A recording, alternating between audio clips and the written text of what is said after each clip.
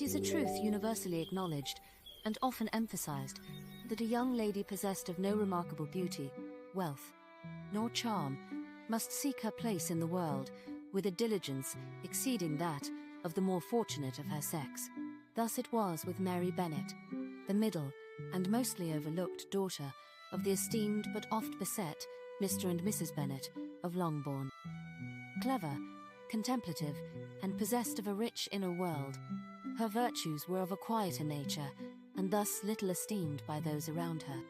Since the marriages of 3 of her 5 sisters, Jane to Mr. Bingley, Elizabeth to Mr. Darcy, and even Lydia to the less reputable Mr. Wickham, Mary had remained at Longbourn with her only unmarried sister, Kitty, and thus had begun her daily struggle against boredom and aimlessness. Mrs. Bennet, now satisfied with 3 advantageous marriages and long afflicted by nervous complaints, focused what little energy she still had on securing a suitable marriage for Kitty. She paid little attention to her third-born daughter.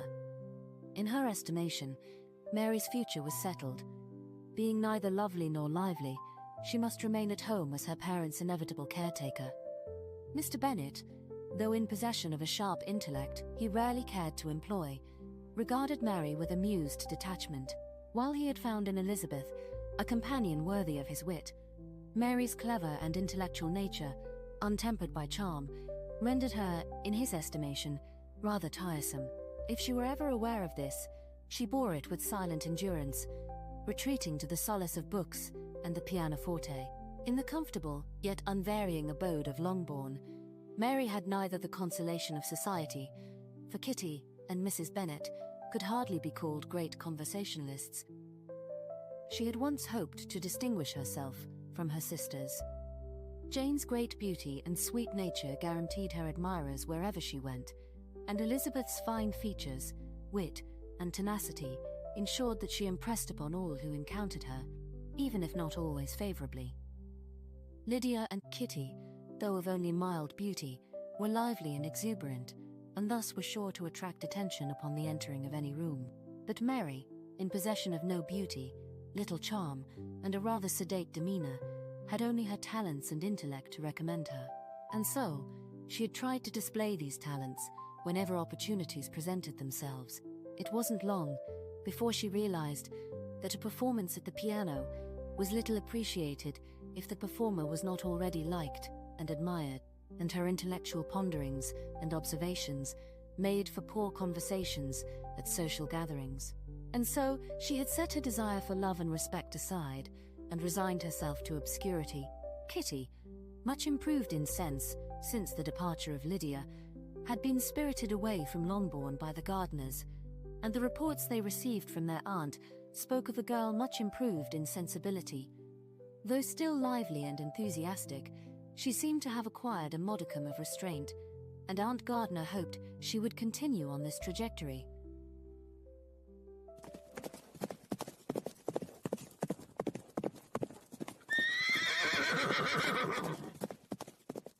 One day, as she sat at the instrument, dutifully practicing the same somber pieces to which she had resigned herself, a letter arrived. It was addressed to Mrs. Bennet, and its contents would soon throw the house into a state of disorder. An invitation from Pemberley! Oh, Mr. Bennet, we are invited to visit dear Lizzie and Mr. Darcy. Think of the carriages, think of the grand dinners, think! And you, Mary, will have something new to look at besides that wretched pianoforte. Not that I expect you to be of much interest to anyone at Pemberley. Mary, having long since accustomed herself to her mother's careless remarks, merely inclined her head. In truth, she was not displeased by the prospect of a journey, though it brought with it no small degree of trepidation. She was neither so resigned to her lot as to refuse an opportunity for change, nor so hopeful as to believe that change might bring her any lasting happiness once the visit was ended.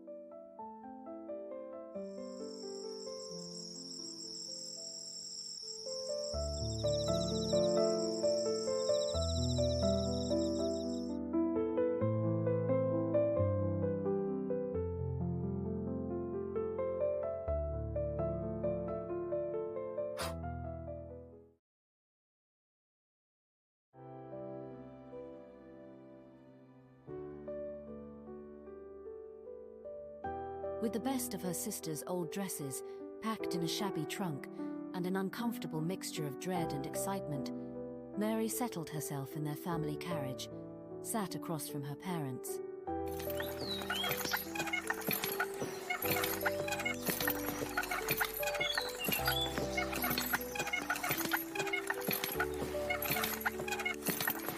As the lush country rolled by, she contemplated the narrowness of her existence. Her sisters had all found their places in the world, but what remained for her? The only hope of independence for a woman of her station lay in a position as a governess, yet that was a life fraught with hardship and little esteem. Low wages, a perpetual guest in her employer's house, and she had heard whisperings, rumors too foul for polite society, of governesses ousted from their employers' homes, bellies swollen with the results of the master's unwanted advances. A life at Longbourn, in contrast, was far safer, but it offered only the quiet certainty of obscurity. The family broke their journey at an inn on the road, then continued on through the Derbyshire countryside. As they crawled through fields and woods, Mary could not help but wonder, was she merely exchanging one dull existence for another, or might the world beyond Longbourn hold some unexpected fate for her?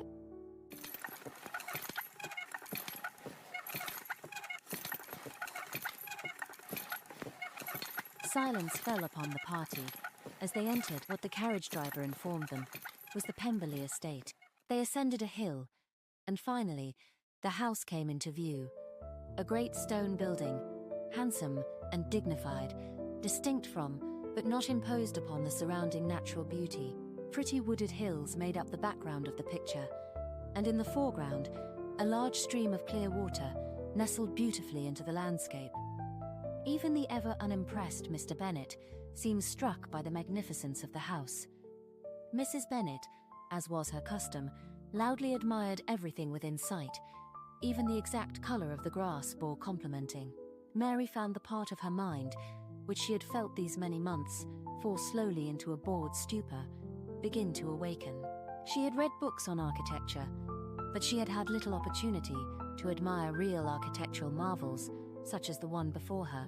She felt something welling up inside of her, something she was not sure she had ever truly felt before. The sensation of standing at the threshold of something.